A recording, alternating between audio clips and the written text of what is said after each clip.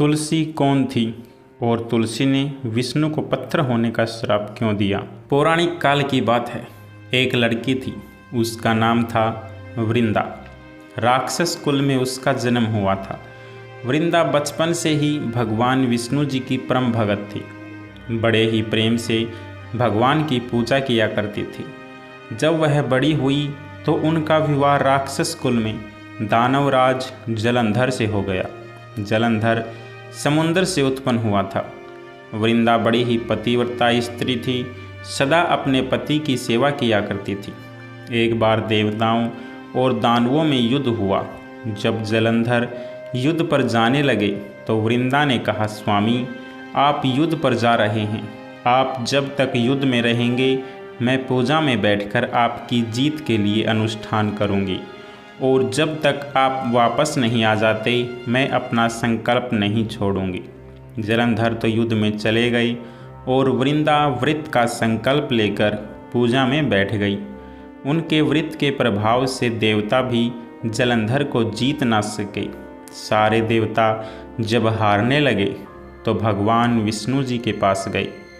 सब ने भगवान से प्रार्थना की तो भगवान कहने लगे कि वृंदा मेरी परम भगत है, मैं उनके साथ छल नहीं कर सकता। पर देवता बोले, भगवान दूसरा कोई उपाय भी तो नहीं है, अब आप ही हमारी मदद कर सकते हैं। भगवान ने जलंधर का रूप रखा और वृंदा के महल में पहुंच गए। जैसे ही वृंदा ने अपने पति को देखा वे तुरंत पूजा में से उठ गई और उनके चरण छू लिए। जैसे ही उनका संकल्प टूटा, युद्ध में देवताओं ने जलंधर को मार दिया और उसका सिर काटकर अलग कर दिया। उनका सिर वृंदा के महल में गिरा। जब वृंदा ने देखा कि मेरे पति का सिर तो कटा पड़ा है, तो फिर ये जो मेरे सामने खड़े हैं ये कौन हैं? उन्होंने पूछा, आप कौन हैं जिसका स्पर्श मैंने किया? तब भगवान अपने रूप में आ गई, पर वे कुछ ना बोल सके। वृंदा सारी बात समझ गई। उन्होंने भगवान को श्राप दे दिया, आप पत्थर के हो जाओ। भगवान तुरंत पत्थर के हो गए। सभी देवता हाहाकार करने लगे। लक्ष्मी जी रोने लगी और प्रार्थना करने लगी। तब वृंदा जी ने भगवान का श्राप विमोचन किया और अपने पति का सिर लेकर वे सती हो गई। उनकी राख से एक पौधा निकला।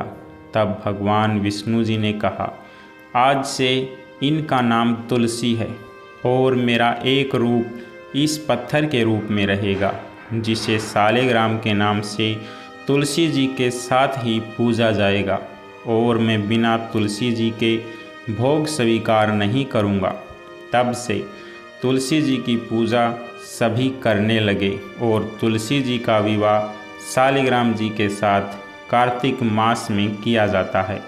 देवउठनी एकादशी के दिन इसे तुलसी विवाह के रूप में मनाया जाता है। नमस्कार मेरे प्यारे दोस्तों, आपको यह छोटी सी कहानी कैसी लगी कृपया करके कमेंट बॉक्स में ज़रूर बताएं। तब तक के लिए आप सभी का बहुत बहुत धन्यवाद।